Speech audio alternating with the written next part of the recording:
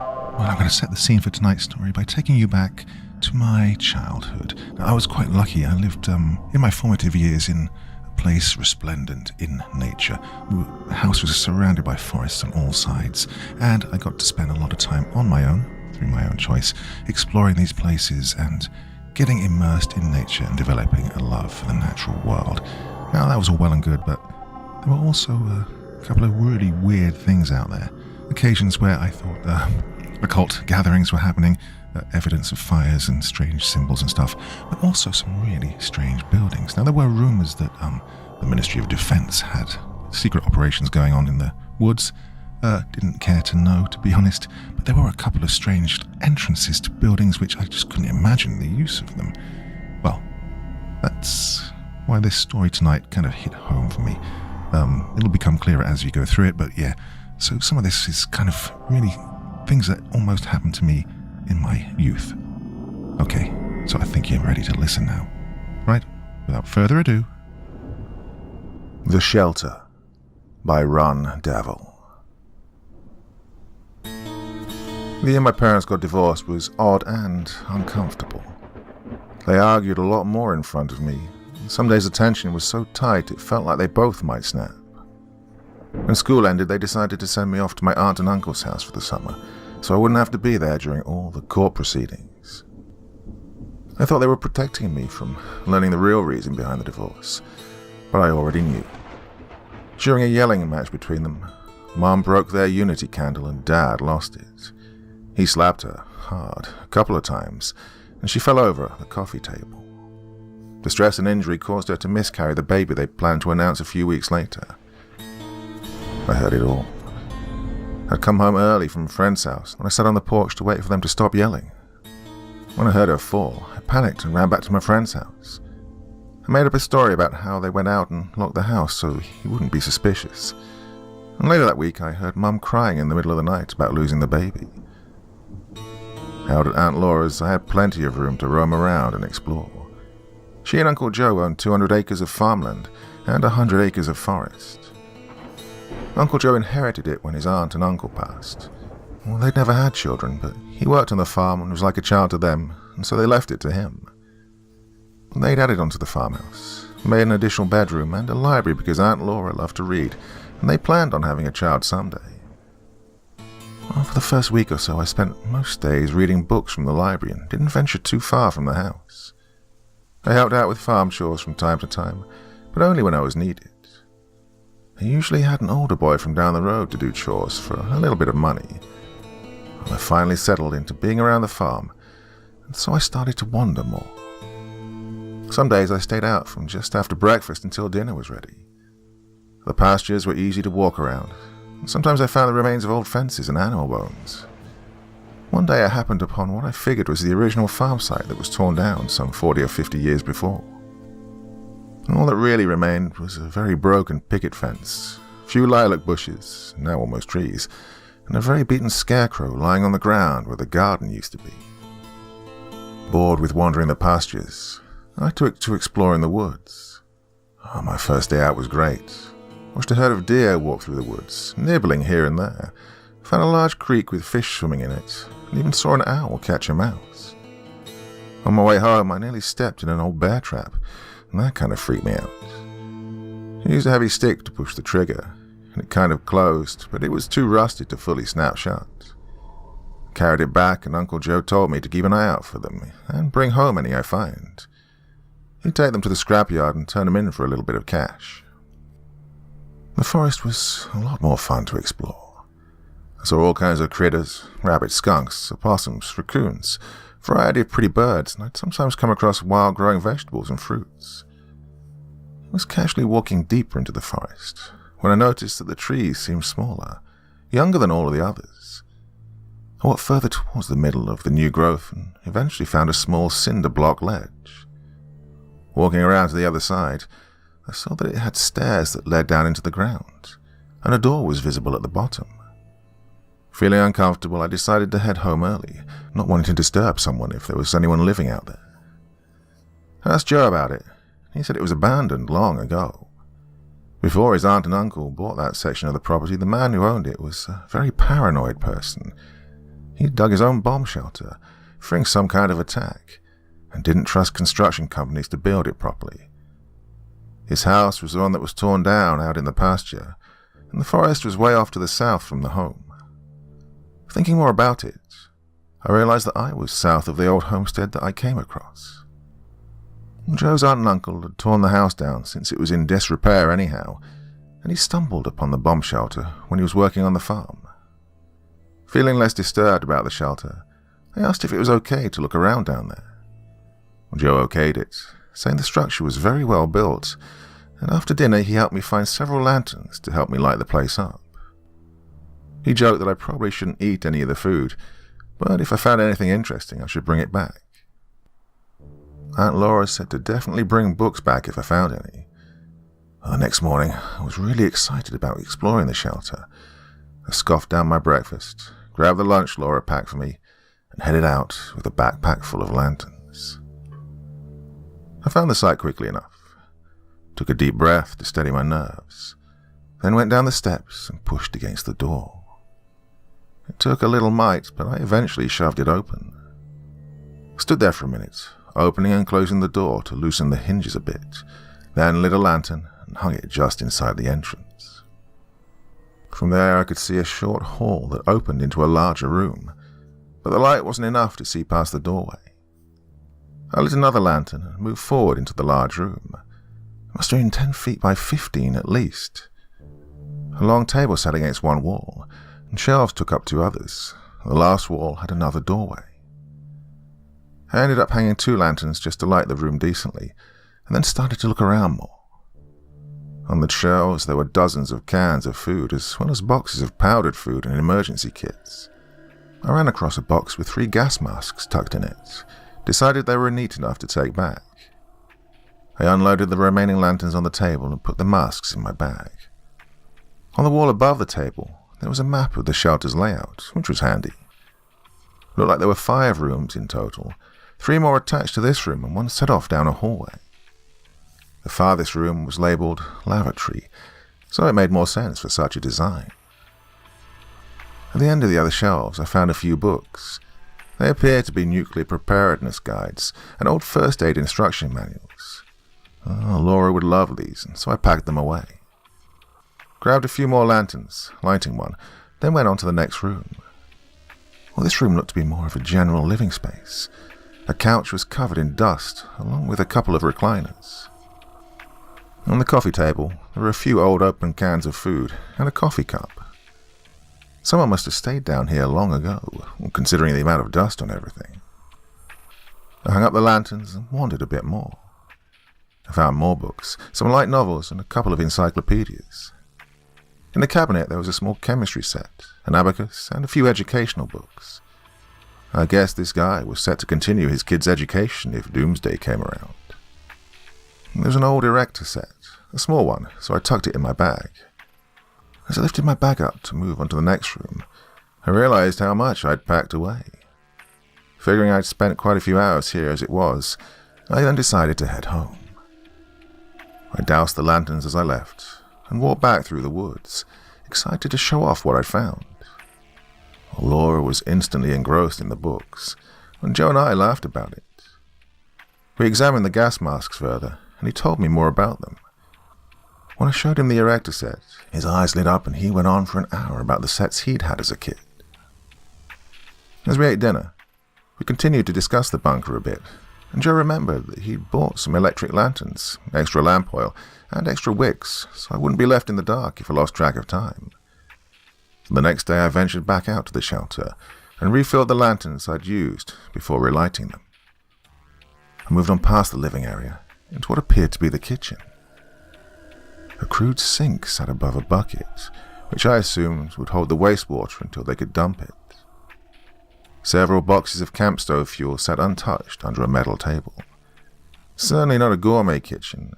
A small icebox took up one corner, non-electric. I peeked inside to see a pool of stagnant, awful-smelling water. Quickly closing the lid, I noticed I had 2 doorways to choose from.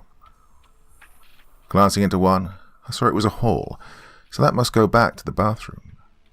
Not really interested in the shelter's pooping hole, I moved on to what ended up being the bedroom portion of the shelter. 2 beds took up one wall, a double bed for the parents and a single bed for their kid. The dresser on the parents' side was empty, aside from a small change of sheets in the bottom drawer. The kids' dresser appeared to be the same, but as I closed the small top drawer, it sounded strange. I reopened it and looked a little more carefully inside, and realized it wasn't as deep as it should be. I removed the false bottom and found what looked to be a cheap leather-bound diary, a rosary, and a small Bible.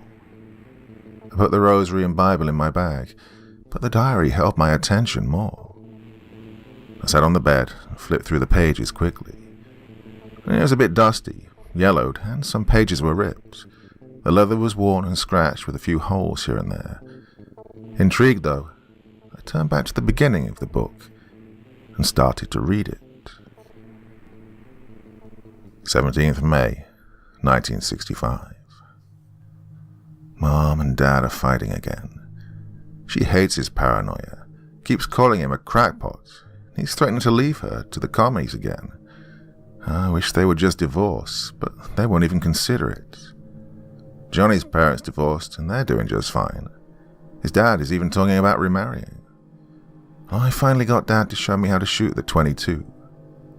Mom hates the idea of me handling a gun, but if I'm going to join the army someday, I should know how to. Dad's right about her sometimes. She's some liberal hippie supporter, bitching about peace and love, ignoring the realities of the world. I can't wait until I turn 18 so I can join up and get away from this house. May 20th, 1965. Dad called me down here again and chewed me out real good. Says I shouldn't come down here, that I might contaminate the place. Well, summer's coming up, so I'll be busy with farm chores if I can't get a job in town. Hopefully the pharmacy is still looking for summer help. July 4th, 1965. Dad popped Mom for running her mouth at him again. She called the cops on him, and there's some big issue. God, he's a mean drunk. She knows that, and he's always drunk on the holidays. She can be a real bitch sometimes. September 12th, 1965. School starting up soon. Haven't seen Johnny since his dad and his dad's new girl took him to California. Last we talked, he said he was going to see that park Walt Disney built. I hope he got a couple of pictures. Can't wait to hear about how much fun that place is. He'll be the talk of the school all year. April 29th, 1966. Snow buried the shelter, so I was stuck in the house all winter. God, I hate hearing my parents fight. They're at each other almost all the time now. Dad gave me a black eye when I suggested a divorce. God, I'm sick and tired of this. 3 more years, and I can leave here for good. June 11th, 1966. Thought I saw someone down here when I came in, but it must have been my imagination. God, I hope the bed's comfy. I'm camping out here for a couple of nights. Told Mum and Dad I was going to Johnny's, but he's with his mom on the other side of the state right now. His dad remarried, he's off on a honeymoon. I just need to get out of the house. Night after night of fighting is driving me crazy. At this point, the light above my head flickered and startled me. I must be running low on oil. Crap. I looked around and saw that I was nearly in complete darkness. I turned on one of the new lamps and refilled the other lanterns as I left the shelter. I probably missed dinner. Shouldn't have lost track of time like that. Walking home in the dark was strange. I hadn't stayed out after dark here before. I could see fireflies in the pasture and the faint light of the house as I trudged through the woods. Aunt Laura reheated some of the food for me when I came in. I told them about the bedroom in the shelter. As I pulled out the rosary and Bible, I realized I'd left the diary on the bed. I couldn't think about it too much, though. The subject suddenly changed as Joe and Laura remembered that they had news for me. Mum had called. She and Dad weren't doing well. Their last fight resulted in her getting a bruised face, and Dad is in jail for the night. She called to tell Laura, but didn't intend for me to know. Laura hated that they were keeping the situation so secret from me, so she felt it was worth telling me about it.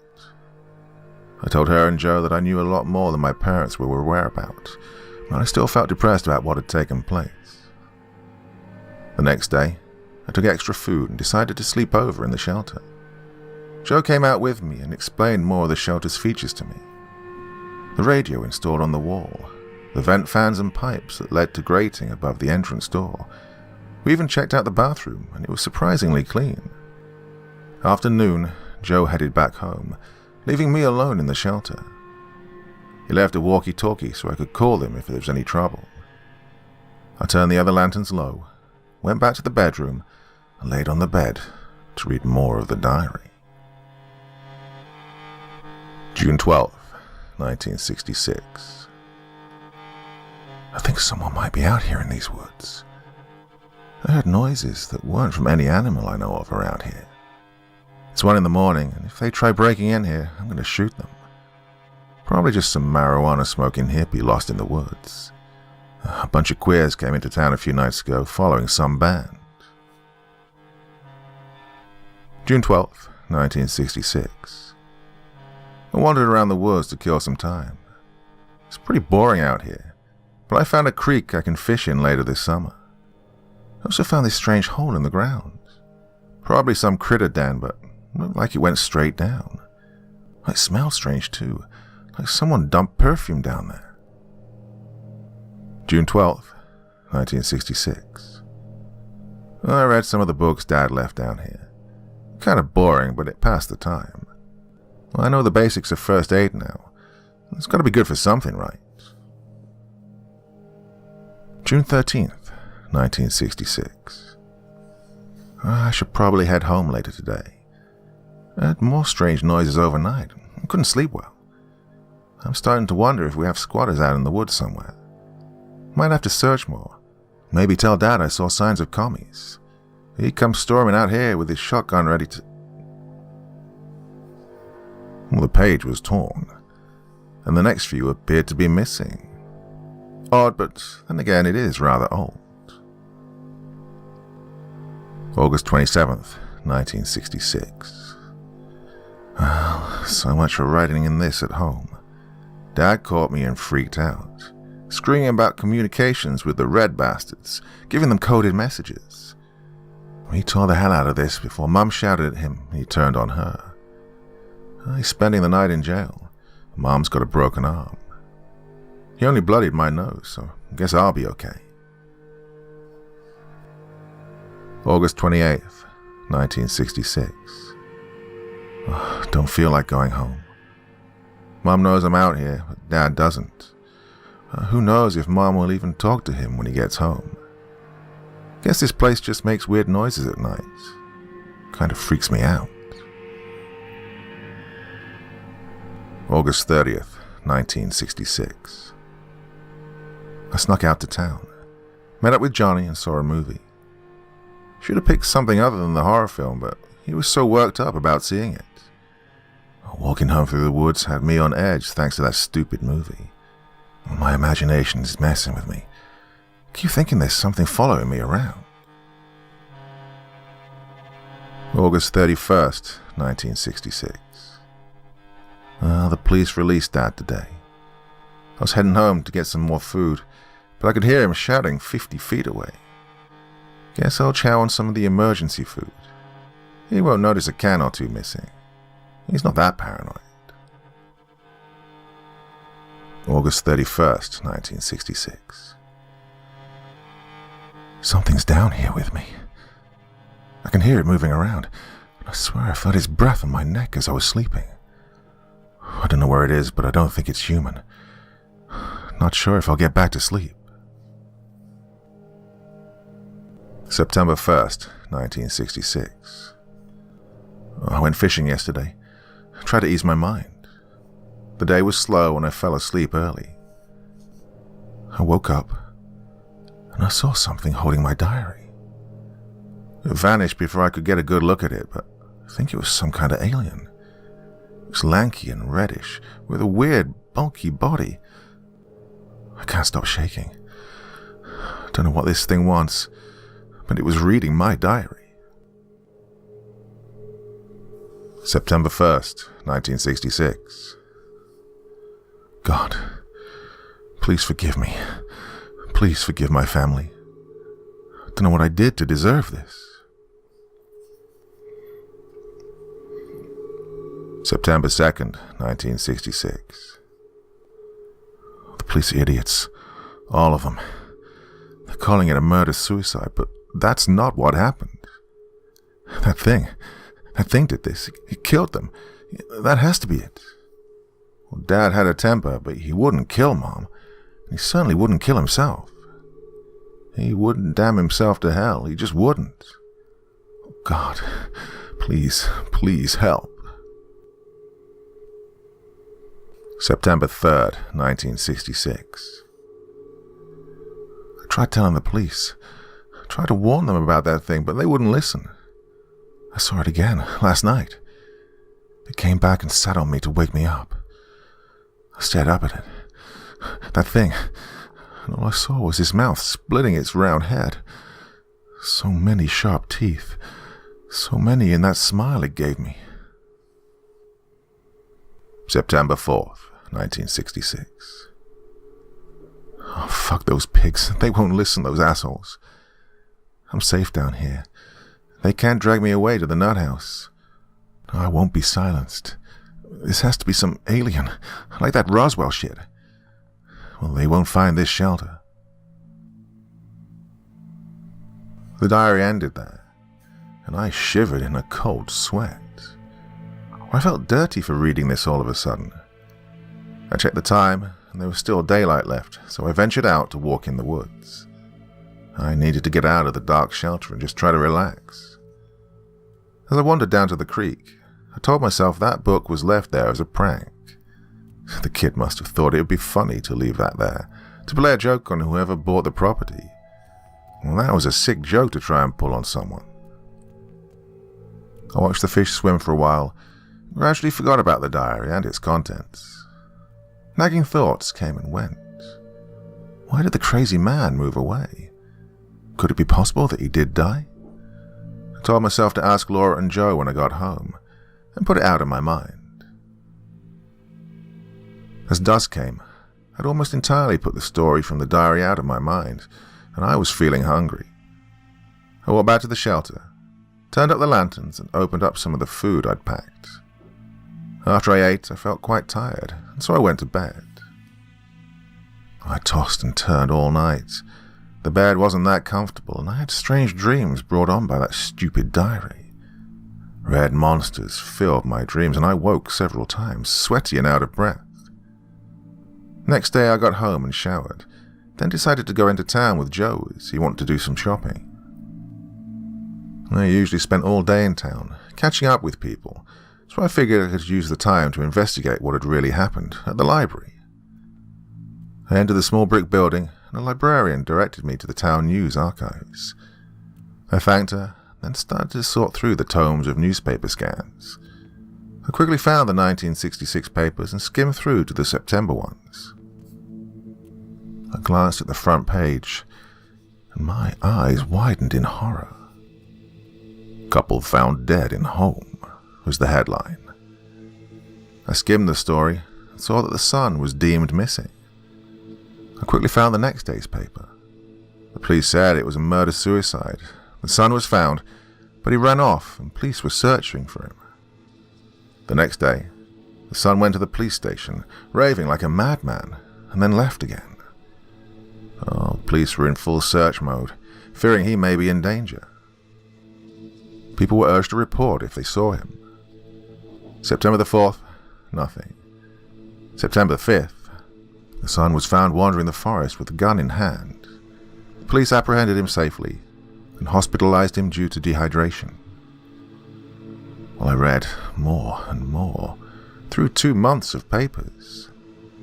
The police determined that the husband had killed his wife and then himself and closed the case. The son was deemed mentally unstable and institutionalized. A few reports commented that he was ranting about aliens. The house and land was sold cheaply, and a small story on the last page of the paper commented that the house is torn down. And a small story on the last page of a paper commented that the house was torn down. I felt like there was a rock in my stomach as I rode home with Uncle Joe. Didn't say much for the rest of the day. And Laura asked if I was all right over dinner. I asked Joe outright what happened to the crazy man who'd built the shelter. Joe's face dropped, and he just stared for a minute. Then he quietly told me about the murder, and admitted the house was torn down so no one would ever have to live in a house with such a terrible past. Laura commented that she'd heard rumors about the murder, saying that a police officer's kid said that there was blood all over, and they'd been ripped apart. I felt my heart sink, knowing that at least parts of the diary were true. I asked about the son, and Joe told me it was determined he'd developed schizophrenia and had made up the alien. Some people suspected that he'd murdered his parents out of frustration from all their fighting. He lived in the mental hospital for 20 years before he was found in his room, dead from apparent suicide. Well, he'd somehow managed to disembowel himself in the night. I couldn't sleep for nights after hearing that. I always woke after a few hours from nightmares. Joe and I went back to the shelter to gather lanterns a few days later, and I decided to not go back there ever again. A week passed, and I started to sleep easier as I forced myself to forget about the shelter and its tale. I got the news that Dad was home from jail, and the divorce was proceeding in court. It'd soon be over, and I could go home. As I slept one evening, I felt very at peace in my dreams. I dreamed about a vacation to the East Coast we took when I was younger, sitting on the pier to watch the boats, Mum and Dad walking down a ways to get ice cream. As I looked for them down the pier, I saw something out of place. Crouching on the edge of my vision, a strange red creature turned towards me. I saw a toothy smile, and then my dream went black. I woke in the morning feeling shaken and sick. After going to the bathroom and splashing my face with cool water, I headed to the kitchen for some breakfast. There I saw Joe with his arms around Laura. She was huddled over, crying. They both looked at me, their eyes bleary and red, and Laura started to cry harder. Joe put his hands on my shoulders and heaved a sigh. "Hey, kiddo. The police stopped by a few minutes ago. Your mum and dad have died. They say your dad snapped and killed your mum and then took his own life. I know this is hard to hear, but we're here for you. We'll always be here for you." 3 years on, and it's still strange to look at their headstones. I stood there and felt the hot tears slide down my cheek as I read and reread their names carved in stone. The bouquet of flowers trembled in my hand as I knelt to place it between them. I breathed deeply and wished them well on the other side, and then stood and walked away. Memories of the funeral filled my head as I rode back to Aunt Laura's house. Grey clouds hung overhead as the priest said his sermon and committed them to the ground. Distant rumbles of thunder reminded everyone that the cool autumn storm wasn't going to hold off forever. As we got back to the house, the sky was like night, and the moment we hung our coats, heavy raindrops thudded on the roof. I was so numb for months, I can't really remember much. I heard the news from Joe and my mind just blanked. I didn't speak for days, barely ate, had fits of sobbing that lasted hours on end. And the nightmares were vivid but brief. That thing was always there to twist my dreams into horrors. I'd dream of vacations, family dinners, and birthdays, and as the dream came to a moment I cherished, it slithered in. It came about, and with a wave of its grubby hand, it turned my vision into a sprawl of blood and screams. I was almost immediately placed into counseling, given bi-weekly therapy sessions, and for months I cycled through various antidepressants and anti-anxiety medications. Laura and Joe got custody of me. No one argued against it. Staying on the farm wasn't bad, I guess. The next summer, Joe hired an excavation crew to dig up the shelter. I didn't ask him to. Didn't even care for the place, really. He said it was probably a hazard to have on the property, and we didn't need it for anything. I overheard some of the crew asking Laura if there was a dumping site of some kind out there. And as they dug the place up, they said they kept smelling something sweet, like a woman's perfume. It took a month before it was removed and filled in. New trees were planted and have been growing well. It took a while before I started wandering the woods again. Laura talked Joe into getting goats, and they like to jump the fences. I took it upon myself to go and find them. They were usually around the creek playing. As summer came to a close, I was feeling better, moving on with my life. It was mid-August when the night terrors started. Every night I'd toss and turn, crying out in my sleep, fighting off the visions. That demon watched me with his grin, mocking me as I twisted in my sleep. I was hesitant to speak at length about the nightmares to the psychologist, though. I doubted he could make them go away. As the school year got underway, the night terrors waned, and I returned to a more normal sleep pattern. Schoolwork took my mind off of my grief. No one in my class spoke of it to me. They all knew, though. They whispered about it. Halloween was drawing closer, and I grimaced at the thought of going into town.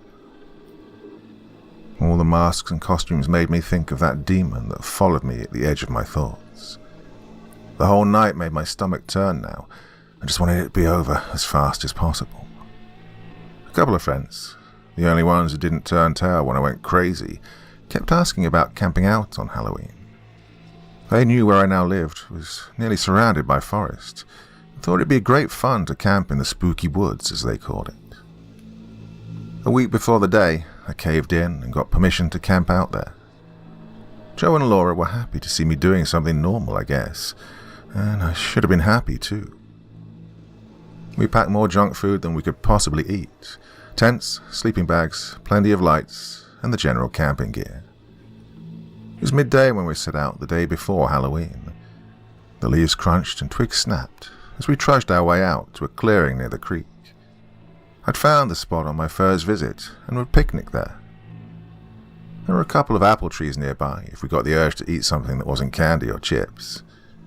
As we set up camp, we heard the roar of a vehicle approach, and soon saw Joe ride up on a four-wheeler. He'd bought it in the spring to get around in the woods more easily. He told us to keep an eye out for coyotes, and not to let the lanterns get too close to the leaves. He helped hoist the tents, and made sure we knew how to light and extinguish the small grill we'd brought for a campfire before heading out and leaving us alone in the woods. After we'd settled our sleeping spots, the guys wanted to go exploring in the woods, so I showed them along a few of the lesser-known trails.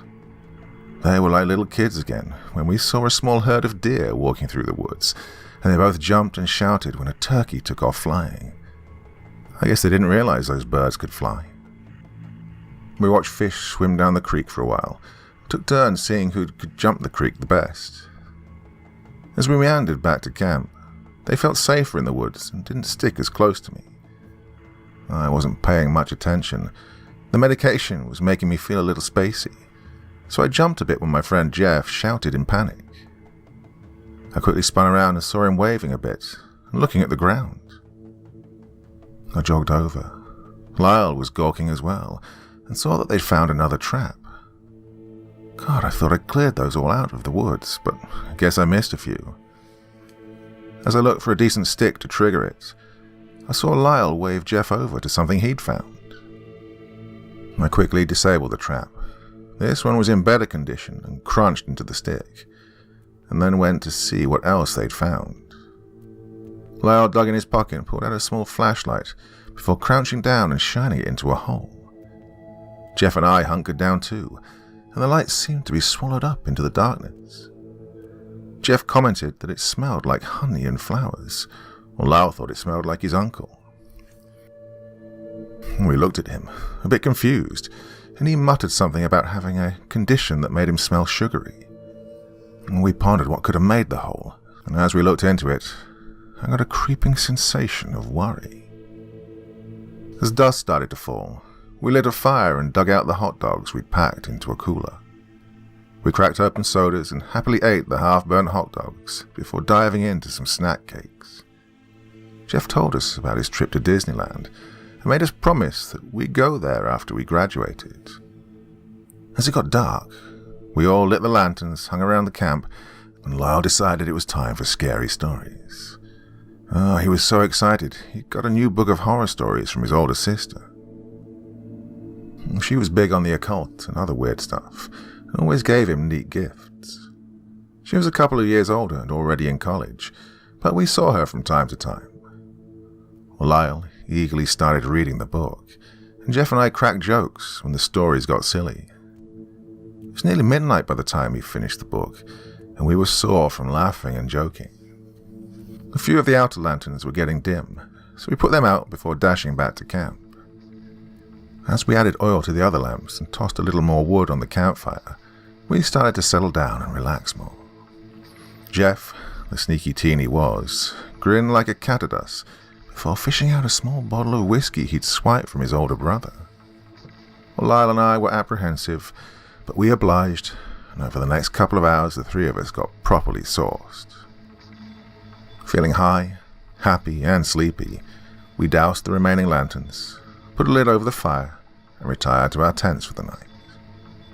I laid awake for a while, reflecting on how the night had been, and how normal I felt again. I don't know when I drifted off, but I roused a bit when I heard a tent unzip and someone stumble away.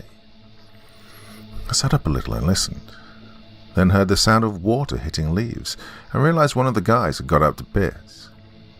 I rolled over and got comfortable again, and then started to drift off, when I heard muttering. The voice sounded confused, and I opened my eyes, expecting them to call out for help back to camp. I heard hurried footsteps and suddenly felt on edge.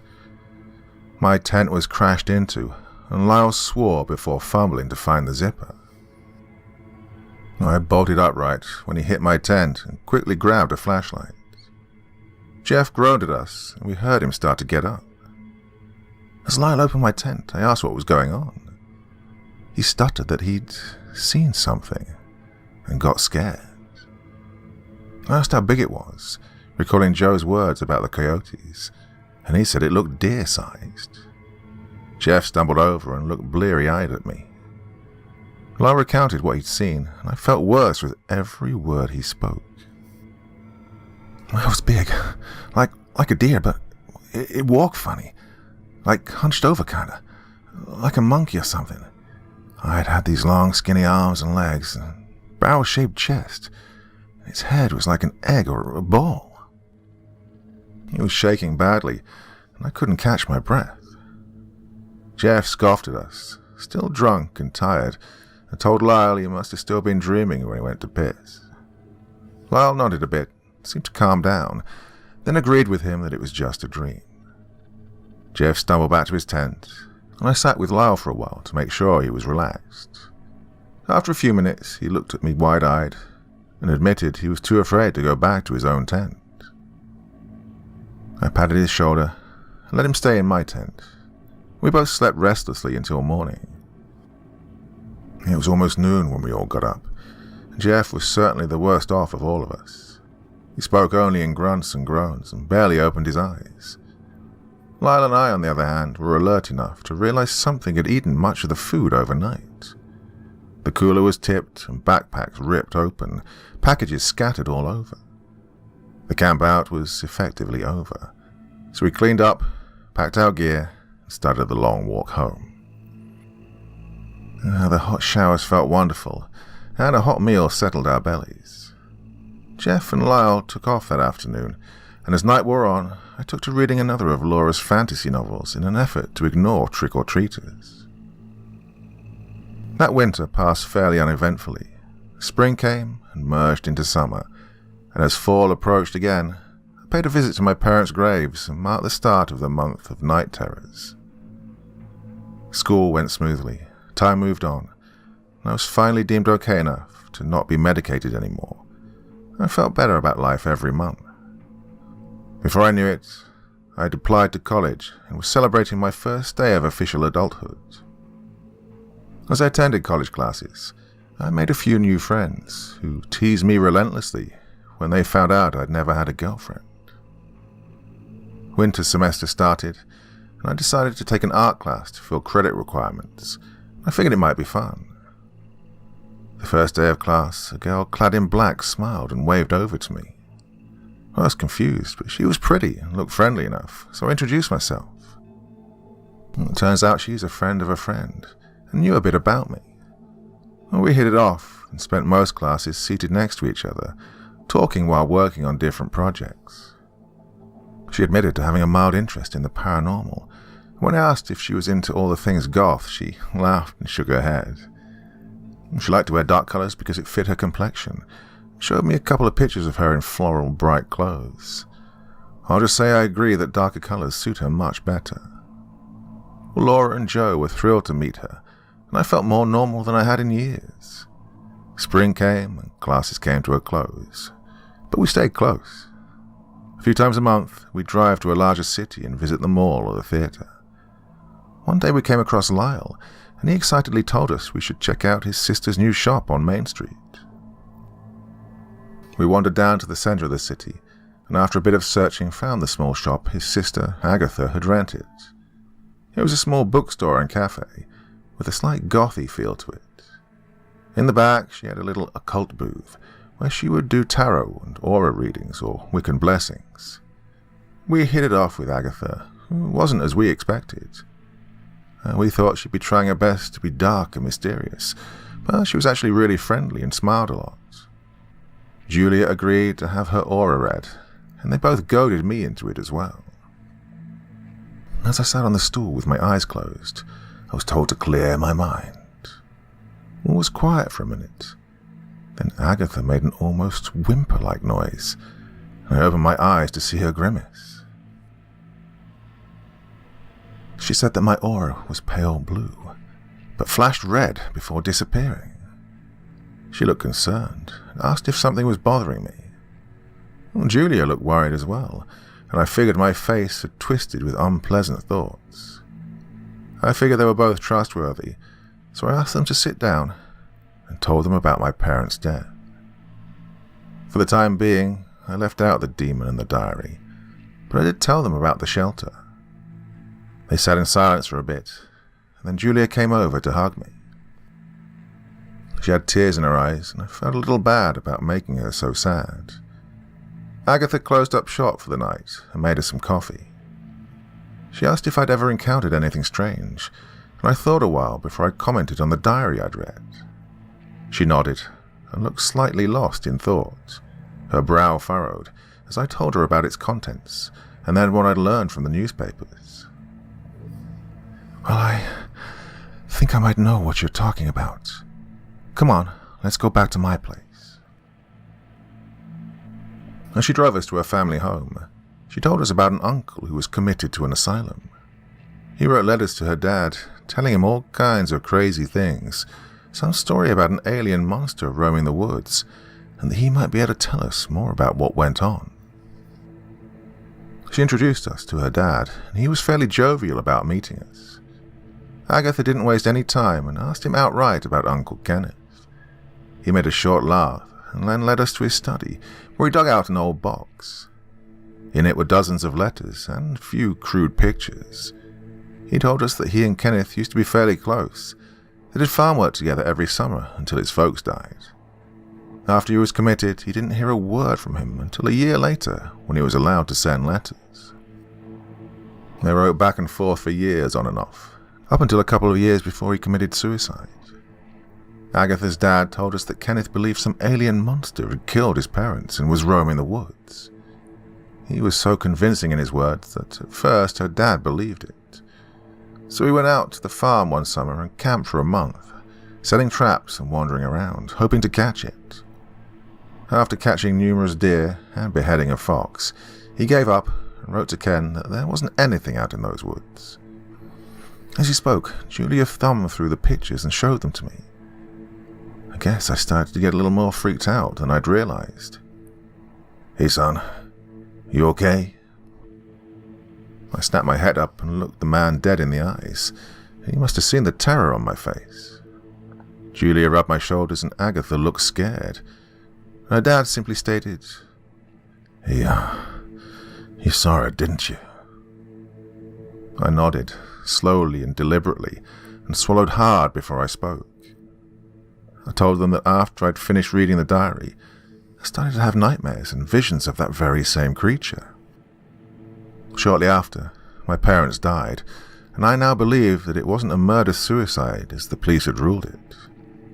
I shook as I told them. This was the first time really telling anyone the full story, and I was so raw about it after all these years. We all stared at Agatha like she was insane when she suggested we hunt the thing again. She argued that now we had someone connected to it, and they could probably catch it and destroy it.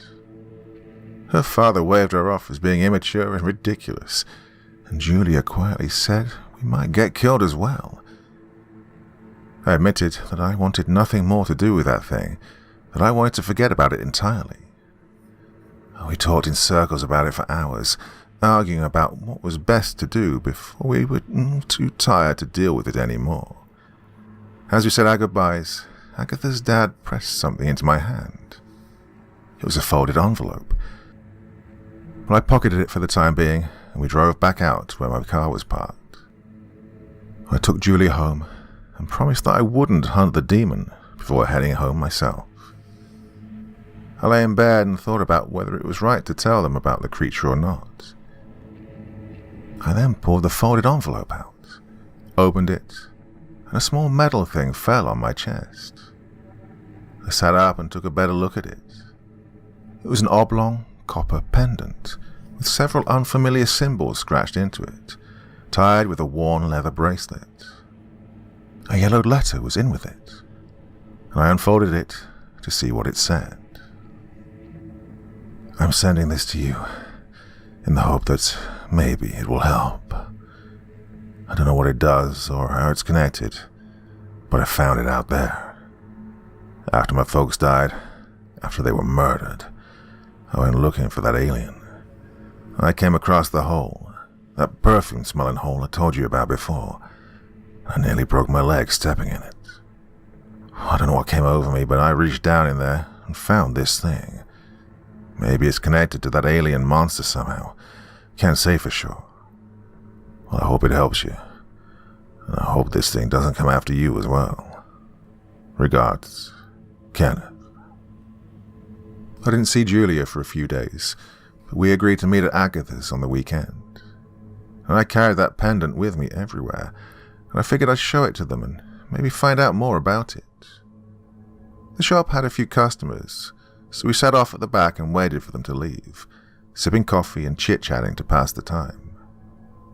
As she closed up for the day, I pulled the pendant out and handed it to Agatha, asking if she'd ever seen it before. She shook her head and looked puzzled by it. Julia took a look at it and seemed to think hard while she turned it over in her hands. Then she lit up with realization and quickly pulled a book from her messenger bag. She said the symbols were from Native American tribes, probably several tribes, and that she'd seen something similar to it before. As she thumbed through the book, she explained that it was a book of lesser-known native ghost stories, tales thought to be only fiction, stories mixed between those of tribes people and those of early settlers. But seeing that pendant had reminded her of the last chapter she'd read. As she flipped to the page, she pointed at an image with several symbols that looked close to the ones on the pendant. It looked like the pendant may have been intended as a way to drive off or trap evil thoughts. They would dig a hole, then dump a mixture of fermented honey and mashed flowers into it, before dropping the pendant in and burying it again. They used this as a way to seal the spirits of murderous men, evil children, and scorned souls, read Julia. Well, it seemed that they believed the thoughts of someone with great anger could manifest themselves into some kind of monster. I rubbed the bit of copper between my finger and thumb and thought hard about what she was reading to us. What if they buried it? How could the hole reopen? What caused it to appear time and time again? Was it a lure to latch into passing people in the hopes of feeding off their anger? As she flipped past several pages, she suddenly gasped, and Agatha covered her own mouth to keep from yelping. I looked at the book and saw on the page a grotesque illustration of the demon that has been haunting me all this time. Oh, its grin. It pissed me off, that shit-eating grin. I sneered at the book as Julia closed it. So, this thing was a manifestation of evil thoughts. I guess that's why it clung to me. But what caused it to exist in the first place? Agatha brewed a large pot of coffee and Julia got online. We pored over historical records for hours and hours, trying to discover a possible origin for this thing. Around 2 a.m. we finally broke through and found a record of a logging camp that was set up here. The camp didn't last a year before tragedy struck. Half the loggers were killed and the rest were forced to gang up and kill the one man responsible. They reported that he was able to lift the other men clear off the ground and toss them aside like firewood, and that it took 7 swings to finally lop his head off. After being beheaded, they said his face still smiled in a maniacal way, like his cheeks were being pulled to his ears. When they buried him, they recalled that the whole area started to smell like fresh flowers, though none were in bloom. We pieced together that they must have disturbed one of these ritual sites and caused this thing to manifest. As we looked through the years after that, we noticed nothing for a couple of decades, and then a murder case popped up. A hunter who'd camped there came home to find his wife and a co-worker dead. He was charged with their murder after it was determined he killed them after catching them having an affair. A decade later, a young boy's schoolmates were killed at a sleepover. The kid was locked in an asylum and later lobotomized, believed to be incurably deranged. 20 years later, a young woman was sent to prison after 2 of her friends were found disemboweled on a dirt road. And then the incident with Kenneth. The last case was that of my own parents' murder. I felt sick, tired and mentally overloaded. Agatha invited us up to her small apartment to sleep. We were too tired to drive home safely. Julia and I cuddled on her fold-up couch and fell into a deep sleep. Must have been noon by the time I awoke. Julia was still asleep in my arms, but it sounded as though Agatha was awake and running a shop downstairs. I ran my hands along Julia's back and pulled her close to me in a hug. I feared losing her, losing everything normal I'd managed to recover. She woke up a few minutes later, and for the first time since we'd started seriously dating, she kissed me. I grinned, squeezed her tight, and felt some of my fears fall away. We showered and dressed, then joined Agatha in her shop. Between customers, we discussed what we should do, if anything. Agatha was adamant about exorcising this demon away, and Julia and I were rightfully terrified of pissing it off. We went back and forth, and Agatha pulled out several books and pointed out multiple rituals she was familiar with, and started to sway Julia to her side. Julia started to look into the book that she'd had last night again, to see if there was something about stopping such a vengeful, angry creature. As dusk drew nearer and closing time arrived, they pushed me into agreeing to take them out to the shelter site. It was decided that area was the most likely place for the demon to have manifested from. Before we left, Agatha packed a kit of stereotypical items: candles, salt, chalk, pendants, incense, and crystals. Julia packed a few books on the rituals they decided would be best to try. We started our journey into the woods. We could only drive so far to the site, and had to abandon the car halfway into the woods. We carried bright lamps and walked the rest of the way there. I felt a looming sense of dread as we closed in on the former shelter. I began to sweat and feel cold. Once on site, we hung as many lanterns as we could, lighting the area brightly. Agatha and Julia began to lay down salt lines and place candles as I fiddled with the pendant, making a creeping presence come upon us. Agatha and Julia were on opposite sides of each other, creating a large circle, when a sudden sharp gust of wind cut between the trees and extinguished half the lanterns. Julia screamed first, and I started to move toward her. Then Agatha screamed, and I whipped my head around to try and see her. Both girls lay on the ground, motionless. I felt as though my stomach had dropped out of me. I heard a high growl circle me quickly, and the lantern light turned a strange shade of reddish orange. As I scanned the trees, I froze still when I saw the demon crouching low and crawling toward me. But it stopped when I locked my eyes on it. Then it slowly moved forward, stretching its limbs until it was practically goose-stepping to me. As it got closer, the sweet flower smell turned sickening and putrid. Its grin was as wide as ever, and when it got to within a foot of me, it simply stopped. As I stood there staring at it, the smell turned to something metallic. It smelled like blood. I didn't know what else to do. I hadn't really paid attention to the rituals they were talking about. So I flat out told it to leave. Its head leaned back and to the side gently, then its mouth opened and it laughed. It laughed at me for telling it to leave. I stood my ground though, and repeated myself, demanding that it go away. Well, it laughed harder, rocking back and forth slightly. I started to get pissed off now, for it mocking me. I gritted my teeth and felt like just punching it in its stupid face. It crouched and sat up a bit, balancing on its legs and stretched its arms wide. In a flash of movement, it reached both forward and backward, grabbing the girls, hoisting them up and dragging them over to us. It held them just under the arms, close to its sides, and chuckled. Delicious. Doesn't it feel good?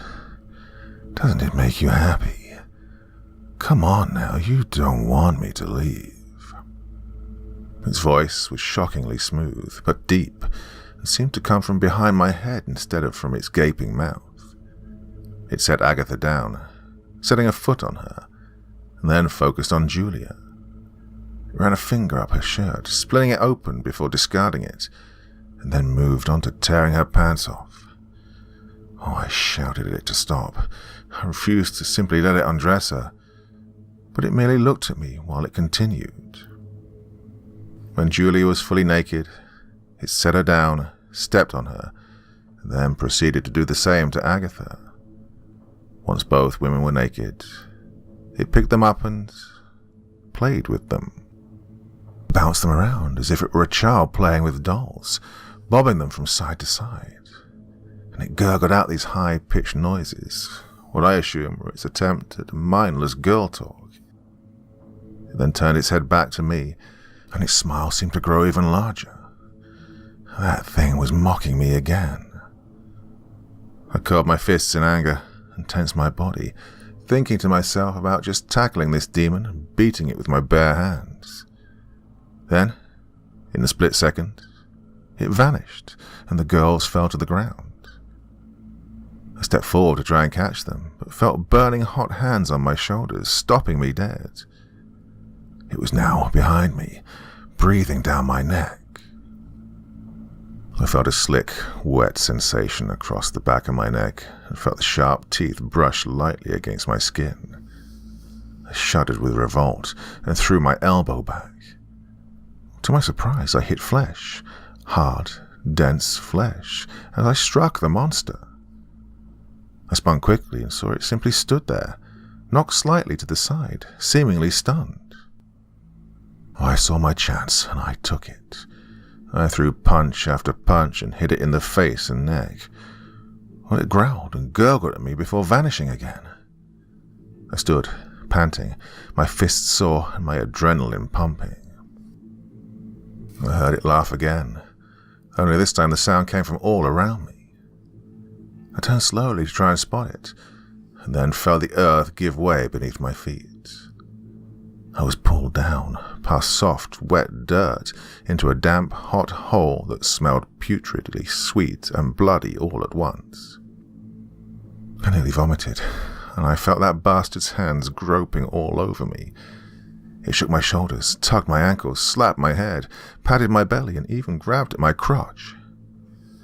I grew more and more pissed off at this, and this thing simply kept toying with me, taunting me and teasing me. Finally, I shouted, "Enough!" and it stopped. Silence filled the small chamber I was in, and I began to lose my sense of time. Eventually, I heard it breathing again. Slow, calm breathing. "You are hateful, but you have no one to hate. Why don't you find someone to hate? It could be anyone at all. No one has to know you hate them, but they'll go away soon enough. Tell me who you hate. Feed their name to me. Give them to me." I considered it. Anyone was tempting. There were plenty of bad people in the world, people that disgusted me, that few would ever miss. Could I really feed them to this beast, though? Could I really condemn them to a fate such as that? I dropped to my knees, fell forward and dug my hands into the earth. I felt it loom over me. It whispered its almost chant-like begging for more hate, for more anger. It pressed its body up against mine, wrapped itself around me and begged in my ears. It wasn't in control, though. I was. And the angrier I got, the more it screwed with me. I eventually reached the point where I knew it could feed off of me, and now it wanted to lap up the wrath from my pores. I shuddered as it clung to me, and started to gag from the stench of the pit I was in. My mind whirled, and I felt dizzy, and I contemplated what the right thing to do was. Should I really give in to my evil thoughts and pursue this path, letting this thing follow me like a stray dog? Could I live with myself for any murder I sent this thing out to commit? I could be better than the others, though. I could truly get rid of bad people. Wouldn't that be good for the world? I groaned as the light of the sun pierced my eyelids. I rolled over on the grass and dead leaves, and I sat up. Agatha and Julia sat just a few feet away, their shredded clothes draped over them as best as they could get them. When they noticed I was awake, Julia practically leapt into my arms and hugged me, beginning to cry. Agatha came over and offered me a paper cup of instant coffee. They told me that they awoke halfway through the night to find themselves naked, and I was laid out spread eagle with my eyes rolled back in my head. When they touched me, I'd screamed out in a horrific manner and slightly convulsed, and then went still again. I muttered and groaned, and they figured the thing had possessed me. They didn't know what to do, so they just waited to see if I was going to wake up. They asked if the demon was gone now, if I'd beaten it. Well, I simply nodded, and Julia hugged me tight again. Agatha seemed slightly leery of my claim, but accepted it and said we should clean up and head to my home. It was the closest place, and Laura and Joe were gone for the week on an anniversary trip, so the girls could get non-torn clothes without too many questions. My life since then has been good. I graduated college. Julia and I have been living together. She works at Agatha's shop now, and I took over the farm as Laura and Joe retired to another state. Well, the world seems to be turning into a nicer place every day.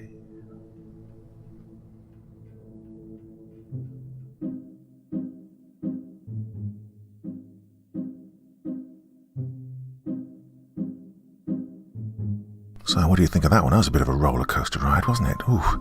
So, did he defeat it in the end? What did he do? A little bit ambiguous, but I think the clue is right there in that final sentence. Somebody's going to get their comeuppance. Hopefully. Maybe. Who knows? That's enough for your Monday evening's entertainment. Taking a day off tomorrow. There's a couple of stories in consecutive evenings, so yeah, having a day off. But I'll be back again on Wednesday. You're going to join me, aren't you? Of course you are. Well, until then, very, very sweet dreams, and bye-bye.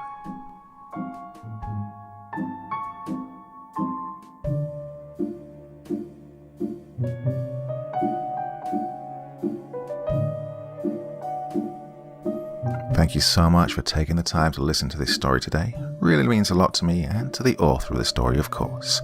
Well, If you want to know more about me, I'm pretty much everywhere on social media. You can find me on Facebook, Twitter, Instagram. You can download my music on SoundCloud. I've got a Patreon if you feel like. Throw me $1 or $2. Very much appreciated.